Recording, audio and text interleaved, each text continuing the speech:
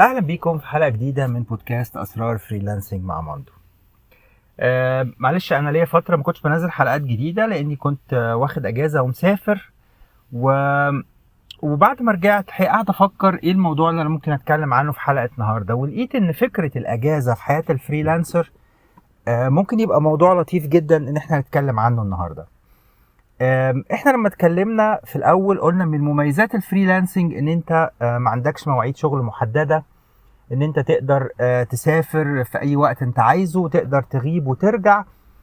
يا ترى هل الحكايه دي ملهاش قيود؟ هل الفريلانسر فعلا يقدر ان هو في اي وقت يسافر وياخد اجازه ويرجع، ولا في حاجات معينه المفروض ناخد بالنا منها؟ هديكم شويه افكار، يعني انا دايما بحب اوضحها للناس، وكمان حاجات انا اتعلمتها من السفريه الاخيره بتاعتي لما سافرت وغبت تقريبا اسبوعين. اول حاجه، طبعا بكل تاكيد انت كفريلانسر ما انتش موظف في شركه، حابب انك الاسبوع اللي جاي تسافر، بتقدر ان انت تروح تحجز الرحله اللي عايز تسافرها وتحجز تذاكرك وتسافر، محدش لو عندك حاجه. بس في نفس الوقت في برضه شغل انت مسؤول منه. فهل يا ترى قبل ما تسافر هل انت بتنظم وبترتب شغلك ايه اللي هيحصل فيه؟ وهنا اقدر اقسم الشغل لحاجتين. هدي مثال مثلا بالويب ديزاين اللي هو الحاجه اللي انا بشتغل فيها. في ويب سايت انا لسه بشتغل فيه، يعني مشروع مفتوح، والمشروع الويب سايت ان ديفلوبمنت، وبالتالي المفروض ان انا بتواصل مع العميل وبديله بروجرس عن شغلي. طيب لما اجي اسافر اعمل ايه؟ المفروض ان انا باجي قبليها بفتره كافيه، ببلغ العميل بقول له ان انا هسافر من يوم كذا ليوم كذا، وان الوقت دوا انا يعني مش هقدر اكمل في الشغل، هحتاج اوقف. هل دي حاجه تعمل لك مشكله، ولا انت اوكي واحنا جوه التايم فريم اللي بنتكلم فيه؟ مهم قوي انه كل عميل انا بشتغل معاه وفي بروجكت مفتوح اوضح له النقطه دي، ويبقى عارف ان انا هسافر في الوقت ده، بحيث ما يجيش فجاه يلاقيني مش ببعت ايميلات او مش بتواصل ويحاول يبعت يستفسر يقول لي طب هو احنا اتاخرنا ليه، طب الشغل فين، يلاقي مفيش رد. مهم قوي انك تبقى برو اكتف في النقطه دي، وتوضح للعميل بتاعك ايه الفتره اللي انت مش موجود فيها، وايه الفتره اللي مش هتبقى قادر ترد على الايميلات او البروجرس بتاع الشغل هيقف فيها. كمان في جزء تاني، في ويب سايتس مثلا انا عملته قبل كده والويب سايت ده خلص، بس انا بعمله مينتنانس، يعني بعمل ابديتس للويب سايت، بتشيك ان هو دايما موجود اونلاين، مفيش مشاكل حصلت فيه.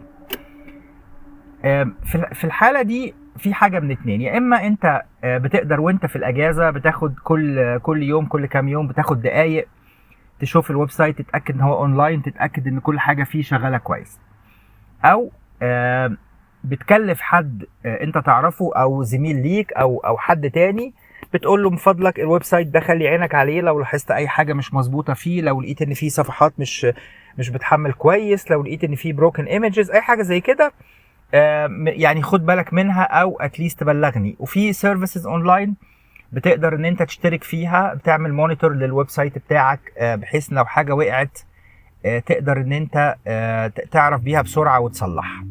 فدول حاجتين مهمين قوي بخصوص الشغل بتاعك.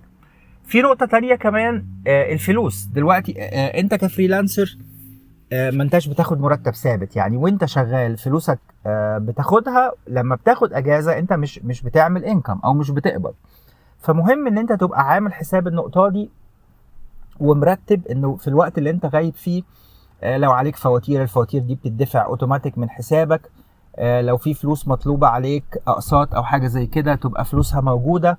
مهم تبقى عامل حساب الحاجات دي من وانت غايب. كمان محتاج انك تبقى عامل حساب المصاريف اللي انت هتصرفها. يا ترى انا هصرف منين وانا في الاجازة؟ هل انا عندي فلوس محوشها على جنب للاجازة، بحيث ان انا بعد ما ارجع هيبقى في دروب حصل في الانكم بتاعي، او في وقت انا ما كنتش بإيرن فيه انكم. فلازم تبقى عامل حساب الانكم المطلوب والفلوس اللي هتبقى ناقصه منك نتيجه ان انت خدت اسبوع او اسبوعين اجازه ما اشتغلتش فيهم.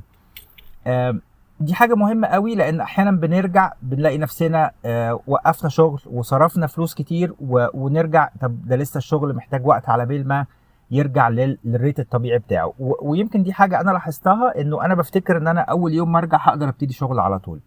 الحقيقه ان احنا بعد من الاجازه بناخد وقت على بال ما نرجع للنورمال مود بتاعنا، ان انا ارجع بكامل تركيزي بكامل قدرتي على الشغل، بتاخد وقت. وكمان احيانا العميل ممكن يبقى هو التاني برضو فصل شويه، وعشان ارجع يلا نبتدي يلا نكمل، الحكايه بتاخد وقت. فمهم قوي ان احنا نراعي النقطه بتاعه الوقت ونقطه الفلوس واحنا بناخد اجازه. لكن طبعا مهم قوي ان انت تستمتع بكل اجازه تاخدها. خطط ورتب الاجازاتك كويس عشان ما ترجعش تحس ان انا ايه اللي عملته في نفسي دوا، وان انا يعني ضيعت وقت من شغلي، او ان انا حملت على نفسي مصاريف انا ما اقدرش عليها. كل ما قدرت ان انت تبقى عامل بلاننج كويس للاجازه بتاعتك، مرتب كل الامور اللي انت هتحتاجها في الاجازه وانك ترجع شغلك بعد كده، كل ما كانت الاجازه بالنسبه لك حاجه ممتعه، تقدر ان انت تاخد اجازتك وترجع تكمل شغلك بشكل عادي. لو حد فيكم ليه تجربه معينه مع الاجازه في حياه الفريلانسر، حابب ان هو يشاركني بيها ويقول لي لو في نقط تانية يعني انا نسيتها او ما اتكلمتش معاها. اتمنى الحلقه دي تبقى مفيده. ولو انت لسه مش عارف ايه هو الفريلانسنج، لو انت بتشوف البودكاست ولسه محتار ايه اللي بنتكلم فيه ده، يا ريت ترجع تحضر الحلقات الاولى في البدايه، بنتكلم فيها عن ايه هو الفريلانسنج وحياه الفريلانسر شكلها ايه، وازاي بقدر اشتغل فريلانسنج، وموضوعات تانية كتير قوي هتلاقيها في البودكاست. اتمنى تعجبكم ونتقابل ان شاء الله في حلقه جديده من بودكاست اسرار فريلانسنج مع ماندو. شكرا لكم.